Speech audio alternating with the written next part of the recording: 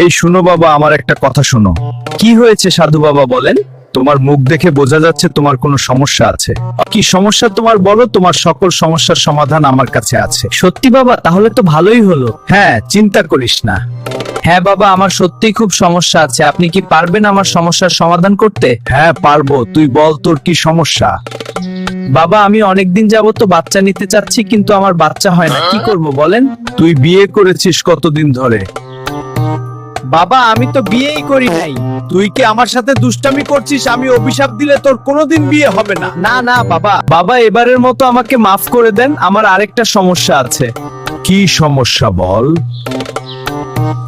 বাবা, আমি তো অনেকদিন যাবত সরকারি চাকরি চাইতাছি, কিন্তু আমার তো সরকারি চাকরি হইতাছে না, এর সমাধান কি বলেন? তুই লেখাপড়া করেছিস কত দূর? বাবা, আমি তো লেখাপড়া করিনি, আমি গন্ডমূর্খ। দাঁড়া, তুই আমার লগে জাউরামি করতাছস, তোর খবর আছে। বাবা বাবা, মাফ করে দেন, আর দুষ্টামি করুন না, সরি এবার সত্যি কথা কমু। তুই যদি এবার আমার লগে জাউরামি করস তাহলে তোর খবর আছে। তোর মূল কি সমস্যা? আমার মূল সমস্যা হলো, আমার একজনের লগে সম্পর্ক ছিল, এখন ঝগড়া হয়েছে, আমি চাই আমগো সম্পর্কটা জানি আবার আগের মতো ঠিক হইয়া যায়। দেন একটা সমাধান দেন। যেই মেয়ের সাথে তোর সম্পর্ক সেই মেয়ের নাম বল।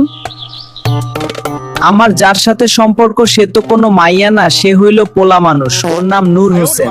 আরে ছেলে, ওই জাউরার ঘরে জাউরা, তুই আমার সাথে জাউরামি করতাছস, আমি তোরে অভিশাপ দিমু। সরি বাবা, সরি লোন, আপনি কিছু টাকা লোন আর করুন না বাবা, এবার সত্যি সত্যি আমার সমস্যার কথা কোনো বিশ্বাস করেন। আচ্ছা সাধু বাবা, এবার আমার কথা মন দিয়ে শোনেন। আমার বাপ মায় আমার কোনো কথা শুনে না, আমার বাপ মায়ের বশীকরণ করতে হইব, অহন কেমনে হেগো কথা শোনান যায়?